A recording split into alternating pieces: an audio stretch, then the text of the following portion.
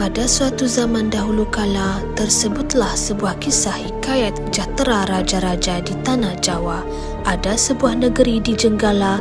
Negeri itu bernama Cempaka Jajar. Negeri tersebut mempunyai ratu yang digelar Sang Nata. Sang Nata merupakan ratu besar dan baginda mempunyai beratus-ratus hulu balang dan laskar. Banyak negeri yang ditakluk di bawah perintah baginda. Baginda Sang Nata dan Permaisuri mempunyai seorang putera tunggal yang bernama Raden Inu Kertapati yang berumur 17 tahun. Puterandanya juga terkenal sebagai Raden Inu, Inu Bangsawan dan Raden Menteri. Raden Inu mempunyai wajah yang sangat tampan dan baginda juga suka berburu. Sang Nata mempunyai banyak puteri tawanan untuk menenun kain. Baginda mempunyai seorang puteri tawanan yang rupawan yang bernama Raden Puspa Kencana. Namun, ia digelar sebagai Ken Tambohan. Ken Tambohan berumur 14 tahun dan dia juga paling disayangi oleh baginda dan permaisuri. Ken Tambohan mempunyai wajah yang sangat cantik. Pada suatu malam, Ken Tambohan bermimpi akan bulan jatuh ke pangkuannya dan tubuhnya terang disinari cahaya bulan. Namun, pinggangnya dibelit dengan seekor naga. Tidak disangka pada masa yang sama, Raden Inu juga mengalami mimpi yang hampir sama dengan Ken Tambohan. Baginda bermimpi akan bulan jatuh ke pangkuannya dan bulan itu dibawa lari oleh seekor raksasa. Apabila mereka berdua terjaga dari mimpi, kedua-dua mereka terfikir apa maksud mimpi mereka tersebut. Menurut pendapat Sang Nata dan Permaisuri, baginda berdua mentafsirkan mimpi puteranya itu untuk dia segera bernikah. Sang Nata bercadang untuk meminang puteri Ratu Banjar Kulon sebagai isteri puteranya. Pada suatu hari, Raden Inu pergi berburu bersama kedayan-kedayannya di Kota Batu tempat terbinanya istana Ken Tambohan. Tidak lama kemudian, baginda dan kedayannya mengejar burung serindit yang masuk ke dalam istana. Semasa baginda di dalam istana, baginda ternampak Ken Tambohan yang sedang menenun dan Raden Inu pun jatuh cinta pada pandangan yang pertama. Selang beberapa hari, baginda memberitahu isi hatinya kepada Ken Tambohan. Tidak lama kemudian, mereka pun berkahwin tanpa pengetahuan ayahanda dan bundanya.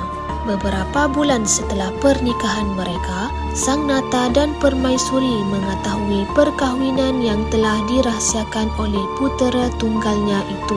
Sang Nata tersenyum mendengar berita tentang perkahwinan anandanya itu, tetapi tidak bagi Permaisuri. Permaisuri amat marah lalu meminta puteranya itu untuk datang menghadap baginda. Lalu Permaisuri berkata, "Hai anakku, sekali-kali tidak bonda suka engkau beristirikan Ken Tambohan itu. Ia itu anak celaka dan anak jarahan. Mengapakah anakku mengambilnya buat isteri? Hai Ken Tambohan, jika ku turut hatiku, sekarang juga kau kujadikan abu." Permaisuri kemudiannya menitahkan anaknya itu untuk pergi berburu. Apabila Raden Inu bertolak pergi berburu, Permaisuri mengambil peluang untuk berjumpa dengan Ken Tambohan. Lalu Permaisuri berkata, "Hai si celaka, tidakkah engkau tahu bahawa engkau ini orang tawanan? Patutkah engkau bersuamikan raja bangsawan?" Ditamparnya Ken Tambohan dan diusirnya. Ken Tambohan hanya mampu menangis. Permaisuri menitahkan pelebaya menghantar Ken Tambohan ke tempat Raden Inu berburu. Namun, ada niat buruk di sebaliknya. Setibanya di hutan, Ken Tambohan ditemankan oleh Ken Tadahan dan Ken Panglipur.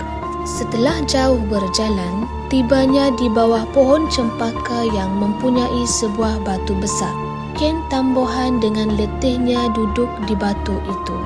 Kemudian, Palebaya berkata dengan penuh rasa bersalah, "Ampun tuanku, apakan daya Patik tidak dapat Patik langgari perintah ratu untuk membunuh."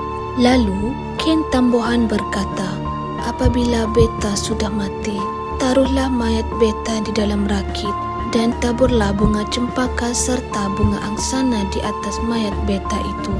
Kemudian hanyutkanlah rakit yang berisi mayat beta itu di dalam sungai. Kemudian pelebaya pun menikamnya.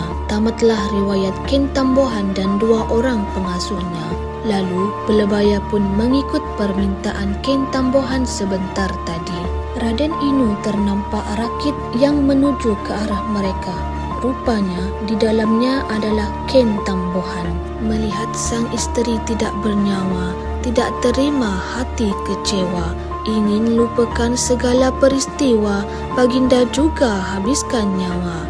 Lalu Raden Inu memeluk Ken Tambohan dan Baginda juga membunuh diri. Setibanya berita kematian Raden Inu dan punca kematiannya, Sang Nata terlalu sedih dan kecewa. Baginda menitahkan menteri-menteri dan hulu balang-hulu balang memasang kandil dan pelita di tempat jenazah Raden Inu itu.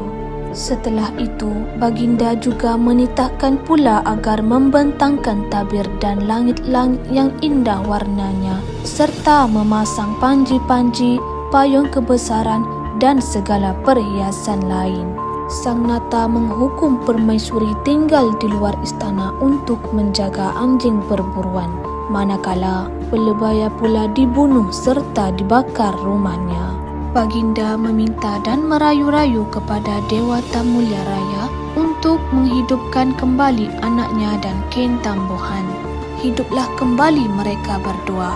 Sang Nata telah memaafkan permaisuri dan mereka menerima Ken Tambohan sebagai menantunya.